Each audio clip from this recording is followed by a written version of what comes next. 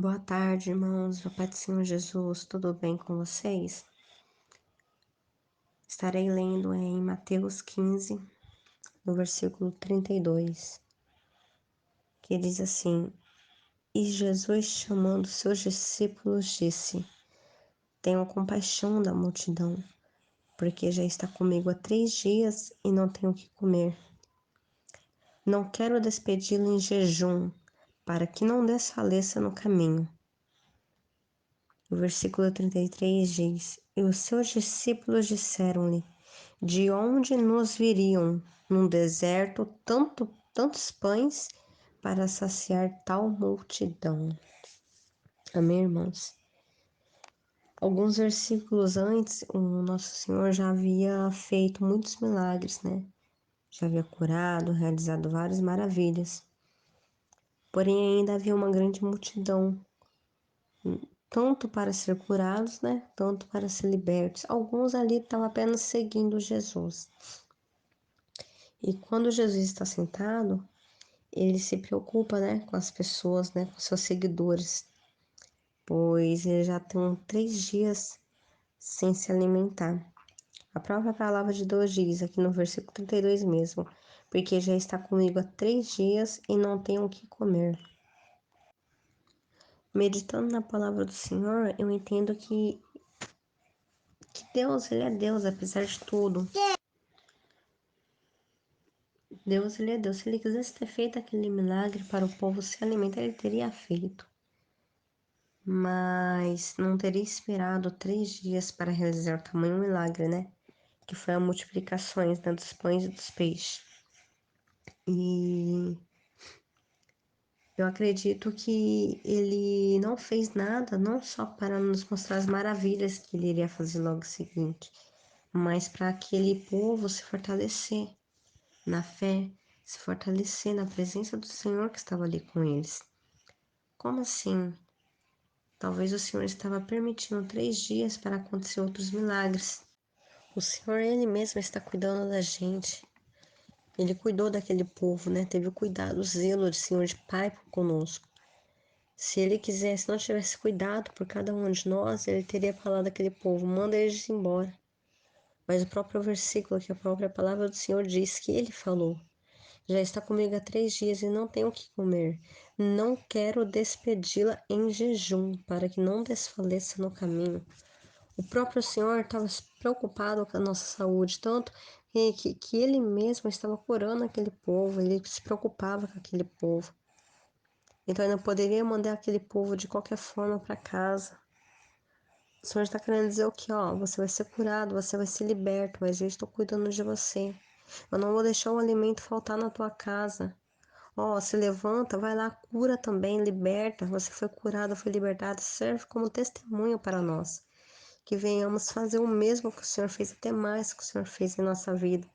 O Senhor fala, não se preocupa, que o alimento você vai ter. Se consagrou perante mim, mas agora chegou a hora do milagre acontecer. O Senhor está querendo dizer o quê? Ó, você se consagrou perante mim. Eu fiz as maravilhas na sua vida, agora eu estou cuidando de você. Eu estou provendo a sua necessidade, o que você tem precisado mais. Eu estou provendo a sua necessidade. O Senhor tem cuidado, tem zelado por cada um de nós. Não só hoje, mas todos os dias Deus tem zelado por nós.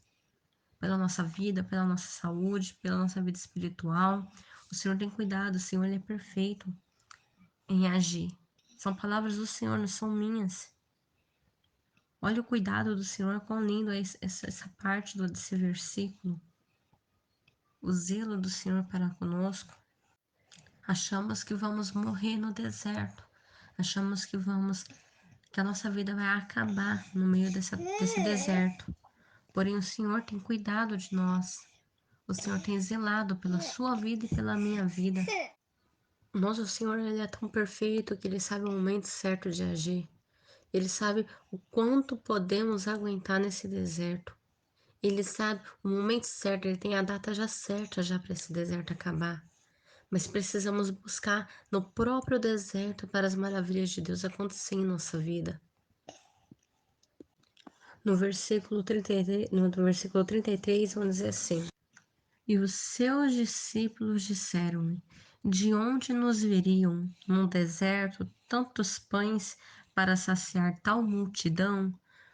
Eu acredito ali que eles andaram tanto tempo, eles já estavam tão cansados por ter caminhado tantos dias, tanto tempo, com fome, né? Porque já fazia 3 dias que eles estavam sem se alimentar. Então eles começaram talvez nem a acreditar, né? Deus estava ali com eles e eles mesmo assim, por um momento, não acreditou, porque, querendo ou não, eles questionou o Senhor, né? De onde nos viriam, num deserto, tantos pães? Eles não acreditou que o Senhor poderia, mesmo que o Senhor estava fazendo tantos milagres, tantas maravilhas ali no meio deles. Eles reclamou, assim como o povo de Israel naquele deserto, que venhamos ser mais do que discípulos, né? Porque esses discípulos não acreditaram no tamanho milagre que o Senhor poderia fazer naquele momento. Ele só olhou para o deserto, só olhou do tamanho que seria, quantos mais dias talvez eles iriam caminhar. Eles não olhou naquele momento, eles não olhou para frente, que era Jesus que estava ali na frente deles, e falou: Não, o Senhor é meu mestre. Ele vai fazer. Se ele mandar descer pão do céu, ele vai mandar. O Senhor, ele faz. Aqueles discípulos esqueceram que Jesus, ele faz acontecer.